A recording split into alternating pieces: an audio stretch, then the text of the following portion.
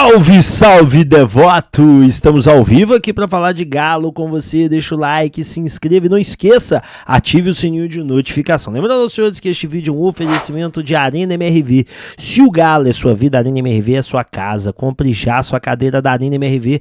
Parcela-se de até 12 vezes. E meu amigo, pagando Pix à vista, tem um sensacional desconto. Arena MRV, ArcelorMittal, o aço oficial da Arena MRV, ajudando o Galo a construir o seu grande sonho. Vamos falar dela, né? Da Loto Minas. A Loteria Mineira está à sua disposição. Não jogue fora uma oportunidade de fazer grana extra. Hoje tem Copa do Brasil, hoje tem Galo. Quem sabe você faz aquela graninha boa para pôr diretamente no seu bolso. E ó, quer fazer renda extra de verdade? Renda extra de verdade é com o Lobo da Bet. Gente, o Lobo da Bet, o link tá na descrição do vídeo. Utilizando o meu cupom ALVINEGRO20 você vai ter um belo desconto. Como é que funciona o Lobo da Bet? Ele trabalha com dicas de apostas esportivas. Ele é altíssimo nível, ele faz grana pra valer mesmo. Então, se você estiver buscando uma renda extra para você e para sua família, é com o Lobo da Bet. O link está na descrição do vídeo. Alvinegro 20 para você ter 20% de desconto. Bom, vamos falar de Galo, afinal de contas tem muita informação em conteúdo, tá na capa, tá na tela, né? Vamos falar a verdade sobre a dívida, vamos dar uma explicação bem rápida e geral sobre isso, tá? Vamos falar sobre bomba do Nicola, desceu a lenha, hostil e pesado, e Caetano não quer. Bom, vamos falar sobre tudo isso para vocês agora aqui no canal Alvinegro. Bom, vamos começar falando de Edenilson, isso mesmo, vamos falar de Edenilson, vou colocar na tela para vocês aqui o que o Vadson Fernandes trouxe de informação. Olha que legal, Edenilson no Galo, gente, ele tem, neste momento, deixa eu só tirar um pouquinho aí, tá bom aí, né? Deixa eu ver se meu som tá saindo normal aqui, cara, tá, 18 jogos como titular, né, número bastante importante, interessante, 18 jogos, 10 jogos como titular. Né? Um gol, 15 passes decisivos, 44 bolas recuperadas, 16 armas, 6 faltas sofridas, 10 cometidos, 43% dos duelos ganhos, 88% de acerto de passe e 6.2 de nota SofaScore. E aí o Vadson pergunta, merece ser titular ou não? Bom, na minha opinião, não. Na minha opinião, ainda acho que o Edenilson fez uma boa partida sim, né? Mas ainda ser titular, eu acho que ainda ele tem que buscar mais, eu acho que ele tem que correr mais atrás dessa titularidade. Eu não sei se ele já merece a garantia da... Deixa eu pôr esse galinho mais pro canto aqui, rapaz, pra ele aparecer pra vocês. Aí, garoto, ele aparecendo lá. Então, assim, eu não sei se ele merece essa titularidade ainda não. Eu acho que ele tem um caminho maior a percorrer, eu acho que ele tem um caminho mais duro a se fazer, sabe? O Edenilson. Então, eu particularmente entendo que neste momento o Edenilson ainda não merece uma titularidade. Inclusive, no próximo tema eu vou falar quem eu acho que deve ser titular no Galo. Bora lá!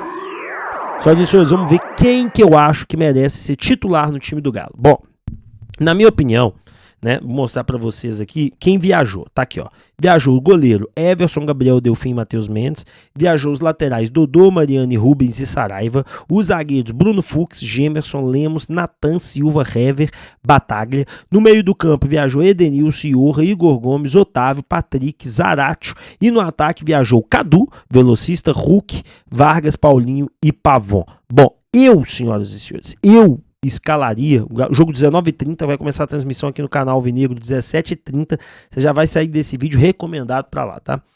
Aí você já, sabe o que você faz, cara, pra você assistir a transmissão aqui no meu canal, vocês todos que estão assistindo, você ativa o lembrete, tá? Ativa o lembrete, você vai ser redirecionado e ativa o lembrete, eu vou falar em todas as notícias isso.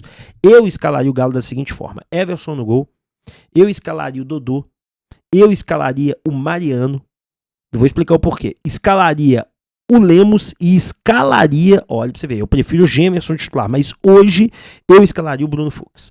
Vou explicar o porquê. Esses 4 eu deixaria bem fixo lá atrás, não subindo em pouquíssimas hipóteses. No meio campo eu escalaria o Otávio, na frente da zaga. Então eu deixaria os meus laterais e meus zagueiros muito fixos, principalmente por causa do jogo aéreo, por isso eu escalaria o Bruno Fux.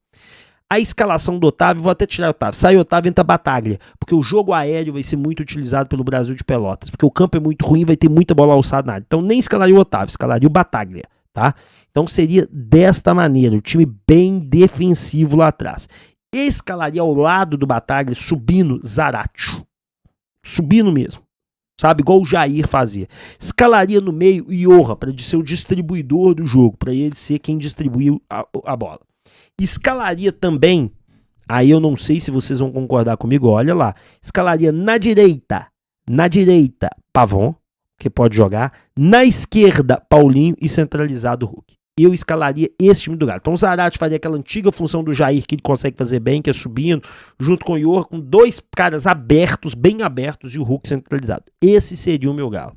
Qual seria o seu Galo? Quem você escalaria? Qual seria o seu time? Bom, comenta aqui, né? Enquanto eu parto pro próximo tema. Bora lá! Senhoras e senhores, quero falar para vocês aí sobre o clima que tá se criando pelos lados de lá, tá? Pelo lado, inclusive, do time do Brasil de Pelotas. Quem trouxe essa informação foi o Breno. O que o Breno nos contou ontem é importante o torcedor saber. Que o Galo, sabendo que terá um clima muito hostil por parte da torcida do Brasil de Pelotas, o gramado é muito próximo, tá certo? Muito igual do interior aqui de Minas Gerais, medo de invasão, medo de ser criado problema. O Atlético contratou seguranças da região para fazer sua segurança, porque teme pela integridade física de seus jogadores por parte da torcida do Brasil de Pelotas. Porque é o jogo da vida dos caras, os caras saem de uma Série B e estão numa Série D. A coisa desandou pro Brasil de Pelotas, que era uma equipe certinha, redondinha. Então, os caras vão jogar o jogo da vida. A premiação da Copa do Brasil da próxima fase, senhoras e senhores, é o ano dos caras. E está sendo prometido um bicho gigantesco. Então, o Atlético já está preparado para isso, sabendo que os caras vão ter um bicho gigantesco como nunca tiveram, que os caras vão dar a vida e vão jogar por uma bola e ir para os pênaltis. Então, diante disso, o Galo está se preparando com tudo que tem na questão logística e segurança para proteger os seus jogadores. Acho importantíssimo o posicionamento do Galo. Que bom que o Galo está fazendo isso. Acho certíssimo. Bora pro próximo tema? Bora lá! Gente, vamos falar do Mário Marra agora, né? Afinal de contas, é um grande comentarista e fez um comentário que é justo. E eu quero ler para vocês aqui e quero falar. Vamos lá, olha o que ele disse. Há alguns anos falamos de Palmeiras, Flamengo e Atlético. Sinceramente, eu não vejo na atual temporada o Atlético na mesma frase de Palmeiras e Flamengo. Acho que não dá. Só que o Mário Marra, ele comete um erro. Ele tem muita razão. Não dá para você colocar Flamengo também não, Mário Marra. Porque o Flamengo não ganhou de ninguém, irmão. A diferença é que o Flamengo tem um grande elenco, mas o Atlético também tem. O problema é que o Flamengo pode se acertar mais rápido que o Atlético? Talvez. Tem mais qualidade no banco de reservas que o Atlético. Mas o Flamengo não tá na mesma vibe que o Palmeiras também, não. Hoje, quando você vai falar dos melhores times do Brasil, você vai colocar Palmeiras e Fluminense. São essas duas as equipes. Né? Mas ele continua, e ele diz o seguinte: eu não acho uma boa formação de elenco, tem problemas. O Atlético entra em campo normalmente com uma média de idade de 29 e 30 anos, isso sugere um elenco que talvez não tenha a durabilidade do Campeonato Brasileiro, concordo. O elenco do Atlético que foi prometido ser rejuvenescido não foi de verdade. O elenco de modo geral sim, mas o time titular não. Mas também ter 30, 29 anos não é um problema no futebol, não. O problema é quando você fisicamente não está bem. E os jogadores do Atlético não estão bem fisicamente. Ele continua. Se você olhar para a base, tem oferecido jogadores numa quantidade bem menor do que oferece, por exemplo, a base do Palmeiras. O Palmeiras fez um jogo no Maracanã lotado de meninos. E é frequente isso também no Flamengo. E é verdade. A base do Atlético não é bem utilizada. A base do Atlético não é bem feita. Ela não é bem elaborada e não tem as oportunidades. O Cadu, por exemplo, é um jogador de velocidade que poderia entrar em diversos jogos e ajudar, mas ele não é colocado. Não há o interesse de colocar esse jogador. Então, assim, eu realmente acho que o Mário Marra tem razão na maioria dos seus argumentos. Quero saber a sua opinião. Você acha que o Mário Marra tem razão na maioria dos seus argumentos? Não tem razão? Comenta aqui, deixa o seu like enquanto eu parto para o próximo tema. Senhoras e senhores, quero falar agora para vocês do Dodô. Né? O Rodrigo Caetano quer ou não quer renovar com o Dodô? Qual é a situação desse jogador? Senhoras e senhores, o Atlético até o presente momento não procurou o Dodô para renovação. E o contrato do Dodô, senhoras e senhores, acaba agora no final do ano. Acaba agora no final do ano. E cara, isso daí é prejudicial e muito pro jogador. Por quê? Porque o jogador fica solto, vamos assim dizer. Então, o que está acontecendo neste momento, e é importante a gente conversar, frisar e deixar isso bem pautado aos senhores, é que neste momento o Atlético não tem interesse de renovar com o Dodô. O Dodô, no meio do ano, pode assinar um pré-contrato com a equipe que lhe interessar, com a equipe que lhe couber fazer, tá certo? E ele tem essa liberdade. eu acredito que o Atlético não deva renovar com o Dodô. E eu vou explicar o porquê. O Dodô já tá mais velho. O Dodô é um jogador interessante, ele já tá com 31, vai para 32 anos, tá certo? Ele é um jogador interessante, ano que vem que ele faz esses 32. Mas eu acho que já deu. Eu não acho que ele vai acrescentar muito ao Atlético. Eu não acho que ele vai ser o jogador diferencial no Atlético. Eu não acho que ele é o lateral que a gente tem que manter. É a mesma coisa do Mariano. Quando eu falei para não renovar com o Mariano, foi porque eu já sabia que não tinha mais lenha para queimar ali. E eu não acredito que o Dodô também tenha mais lenha para queimar.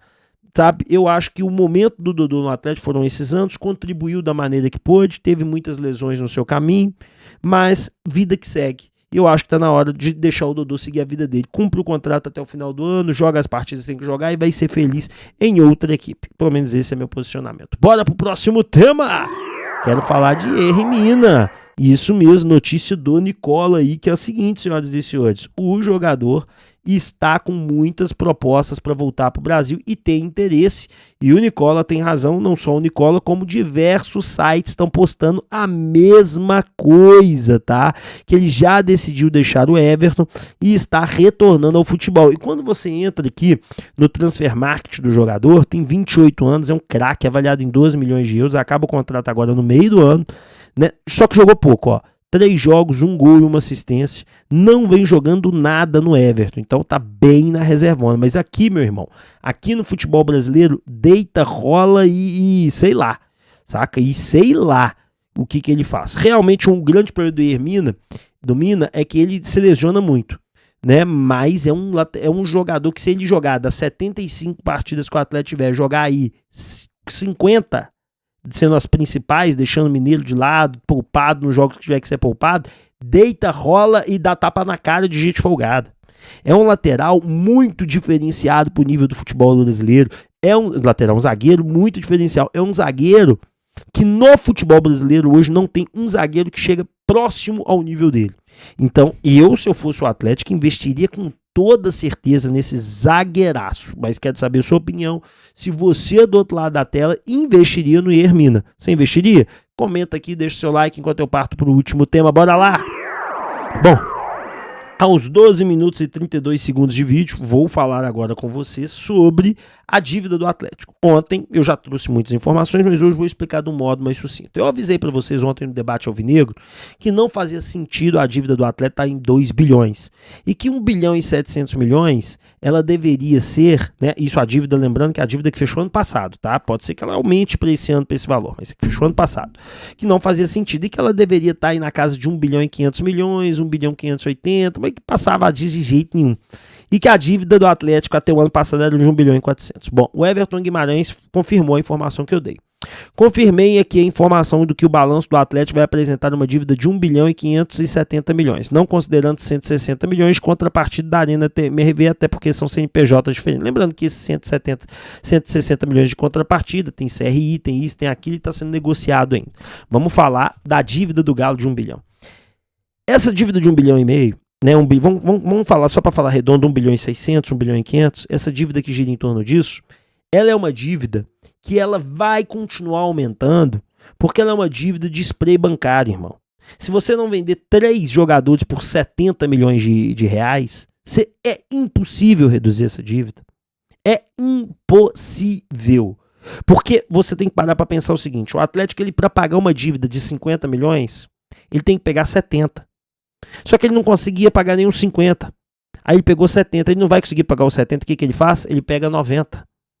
E a dívida vai arrolando, os juros vai aumentando e a coisa vai ficando cada dia mais cara. Muitos de vocês entendem que quem fez essa dívida foi os Menins, mas não foi. Essa dívida ela foi construída desde de 93 até 2020 de uma maneira galopante e muito do que você via lá, mas é porque a dívida com o Sérgio Sete Câmara com o Calil era 400 milhões e ela saltou para isso. Beleza. Só que na dívida, a galera esquece que a metade desse buraco estava todo debaixo do pano. Que o Atlético teve que sair nos últimos meses, que não entra na contabilidade, nos últimos 2 e 3 anos, fazendo acordos trabalhistas para não ter penhora. Acordos cíveis, como o da WRV, para não ter penhora. Acordos na FIFA, que o Atlético teve que pegar dinheiro emprestado no mercado para pagar FIFA, para não ser rebaixado. Então, esse extraordinário aumento da dívida do Atlético, ela se dá desde 1993 até 2017, o Atlético não teve um ano de superávit, nenhum. Ou seja, todo ano devia mais do que o ano anterior. Só que muito dessas dívidas não estavam no balanço do Atlético. E o que aconteceu que essa diretoria teve que pegar empréstimo para pagar? Ou pegava empréstimo ou tinha penhora nas contas. Então não tinha mais como fugir do esquema. Esse é o grande lance. O Atlético não tinha para onde correr. Ou pegava empréstimo para pagar a dívida, ou tinha as contas bloqueadas e penhoradas. É isso que a galera do Twitter em massa esquece de dizer. Que não foi um aumento para cobrir folha salarial. Porque o Atlético ele tem um rendimento anual, e eu conto aqui para vocês facilmente, de 400 milhões. 200 milhões de TV, 80 milhões ano passado em patrocínio, ou seja, já estou em 280. Só de patrocínio. Bilheteria ano passado bruto foi mais de 50 milhões. Ou seja, já estou em mais de 300, tá vendo? Eu chego e não incluí venda de jogadores, que vendeu 100 milhões. Então você tem 200 milhões de TV, 100 milhões de venda de jogador, 300 milhões, 50 milhões de bilheteria, já estou em 350, mais 70 milhões de patrocínio. Ou seja, olha como é que eu já cheguei longe. Mas o lance que você tem que se apegar é que a folha não é o problema. O problema é o endividamento que foi feito lá atrás, que você teve que pegar empréstimo para pagar para você não ter conta penhorada, porque se você tem sua conta penhorada, você não consegue rodar mais o time. Então, essa é a verdade que as pessoas escondem.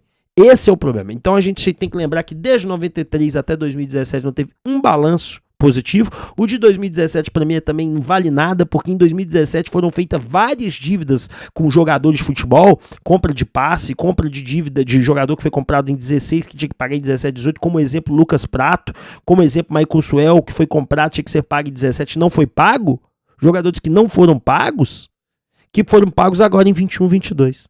Isso é importante você saber. Deixa o like, se inscreva, ative o sininho de notificação, meu muito obrigado e tamo junto. Valeu, irmão!